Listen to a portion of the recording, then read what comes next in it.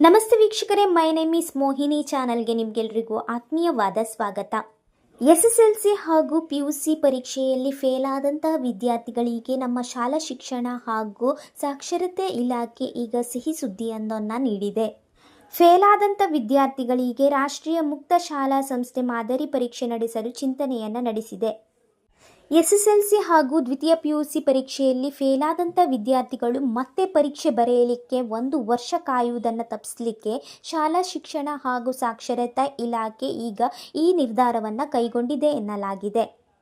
ಪ್ರತಿ ವರ್ಷ SSLC ಹಾಗೂ ದ್ವಿತೀಯ PUC ಪರೀಕ್ಷೆಯಲ್ಲಿ 1.5 ರಿಂದ 2 ಲಕ್ಷ ವಿದ್ಯಾರ್ಥಿಗಳು ಫೇಲ್ ಆಗ್ತಾ ಇದ್ದಾರೆ. ಇಂತಹ ವಿದ್ಯಾರ್ಥಿಗಳಿಗೆ ಕಳೆದ 2 ವರ್ಷಗಳಿಂದ ವಾರ್ಷಿಕ ಪರೀಕ್ಷೆ 3 ವಾರ್ಷಿಕ ಪರೀಕ್ಷೆಗಳನ್ನು ನಡೆಸಲಾಗ್ತಾ ಇದೆ. ಆದರೆ ಕಲಿಕೆಯಲ್ಲಿ ಹಿಂದುಳಿದ ವಿದ್ಯಾರ್ಥಿಗಳಿಗೆ ಎಷ್ಟು ಎಕ್ಸಾಮ್ ಮಾಡಿದರೂ ಸಹ ಫೇಲ್ ಆಗ್ತಾನೆ ಇರ್ತಾರೆ.